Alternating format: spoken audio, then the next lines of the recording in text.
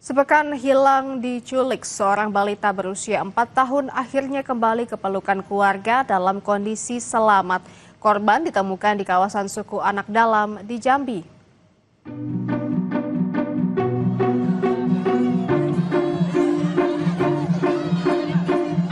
Tangis haru dan rasa syukur dirasakan orang tua balita yang berhasil diselamatkan dari penculikan. Sang putri akhirnya kembali ke pelukan dalam kondisi selamat setelah sepekan hilang. Korban ditemukan pada Sabtu 8 November 2025 di Kabupaten Merangin, Provinsi Jambi setelah hilang selama sepekan. Hasil pemeriksaan kesehatan, tak ada tanda kekerasan fisik maupun trauma psikologis pada korban. Ditemukan tadi malam dan bisa kembali ke Makassar pada hari ini. Ya. Dan tadi sudah dicek kesehatannya, alhamdulillah tidak ada tanda-tanda penganiayaan, ya, dan kondisinya juga baik. Secara psikologis juga sudah dicek, ya. Dari Bu Kadis juga sudah ngecek semuanya, alhamdulillah dalam kondisi yang sangat baik. Anaknya juga ceria, baru kita terima anaknya, ya. Jadi akan kami dalami pelaku-pelakunya, jaringannya, tindak pidananya. Korban dilaporkan hilang pada 2 November saat menemani sang ayah berolahraga di Taman Pakui Sayang, Kota Makassar, Sulawesi Selatan. Dalam rekaman CCTV, korban dibawa secara tergesa-gesa oleh seorang perempuan tak dikenal. Saat ini, para pelaku penculikan telah ditangkap dan tengah diperiksa di Polrestabes Makassar. Tim Liputan, Kompas TV.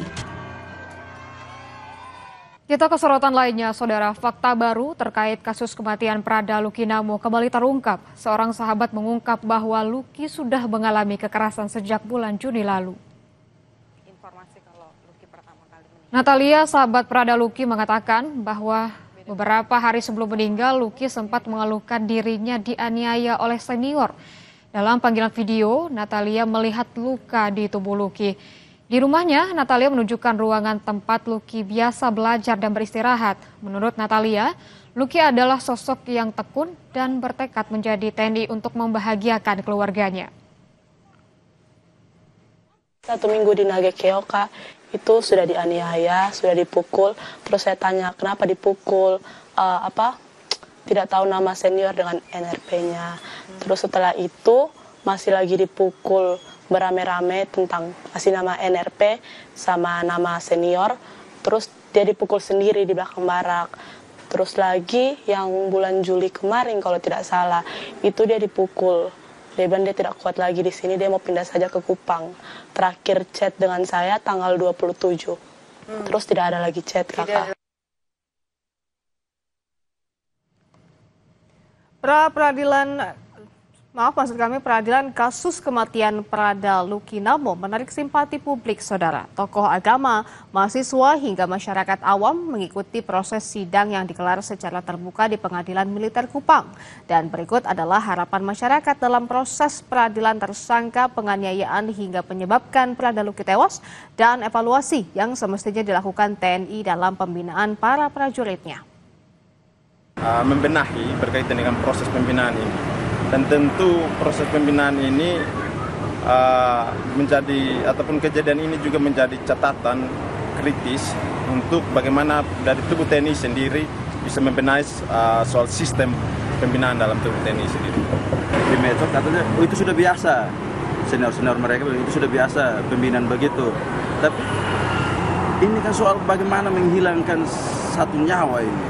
Artinya dari pihak TNI harus bisa mengevaluasi ini, harus berbenah terhadap pembinaan yang terjadi di tubuh TNI. Jangan sampai ini terulang. Bahwa ada sesuatu yang harus dibenahi secara serius, ya, bukan saja dari manual atau aturan sendiri, tapi mungkin yang paling pertama itu dari undang-undang, ya, undang-undang yang mengikat, undang-undang yang mengharuskan semua pihak, entah itu pimpinan sampai mereka para junior, sehingga mereka tahu bahwa keberadaan mereka dalam institusi itu dilindungi dengan undang-undang. Dengan demikian para pelaku kejahatan di sini, ya, atau para mereka yang berkuasa, yang memiliki kuasa untuk menindak junior itu, mereka juga tahu bahwa ada undang-undang melindungi para junior mereka.